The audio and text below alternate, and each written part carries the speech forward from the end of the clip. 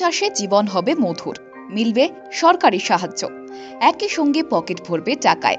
শীতের মৌসুমে মধু চাষ বদলে দিতে পারে আপনার জীবন।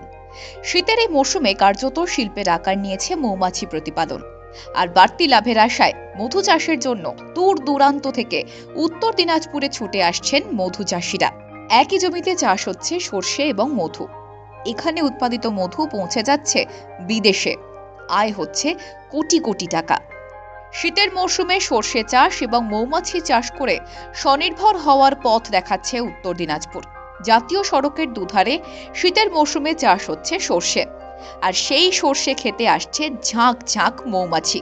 মৌমাছি প্রতিপালনকে ঘিরে বসছে অস্থায়ী তাঁবু, চলছে মধু সংগ্রহের কাজ।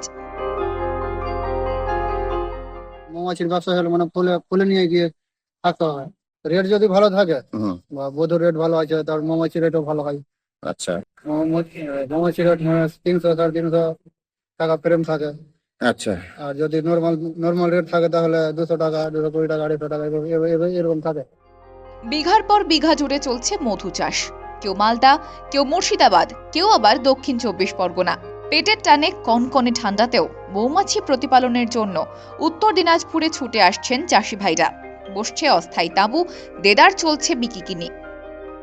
মোটামুটি ধরেন একটা বক্সে তোমার 1 টিন, হাফ টিন, মানে দিন হিসাবে।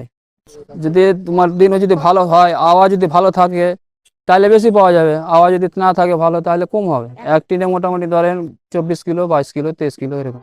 মৌমাছি চাষ করতে প্রথমেই যে জিনিসগুলোর প্রয়োজন হয় সেগুলো হচ্ছে মৌ বাক্স, ফেস কভার, মধু রাখার ড্রাম ইত্যাদি কিছু প্রাথমিক জিনিস।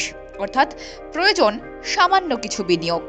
সারা বছর ধরেই যেহেতু মধুর চাহিদা কমে না, তাই মধু বিক্রি কমে যাবার সম্ভাবনাও থাকে না। হোলসেল বাজারেও খুব সহজেই মধু বিক্রি করা যায়।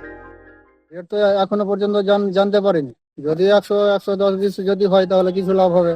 আর্থিক লাভের দিক থেকে মৌমাছি চাষ কিন্তু কম সময়ে কম বিনিয়োগে বেশি আয় করার অন্যতম পথ। তাই চাষি ভাইরা যদি একটু নিজেদের বুদ্ধি এবং আধুনিক প্রযুক্তিকে কাজে লাগাতে পারেন এবং সরকার থেকে যদি সহজ কিস্তিতে ঋণ পান, তাহলে এই মৌমাছি চাষে লাভের অঙ্কটা খুব একটা খারাপ হবে না। উত্তর দিনাজপুর থেকে অনুপ জয়সওয়ালের রিপোর্ট, বিজনেস প্রাইম নিউজ।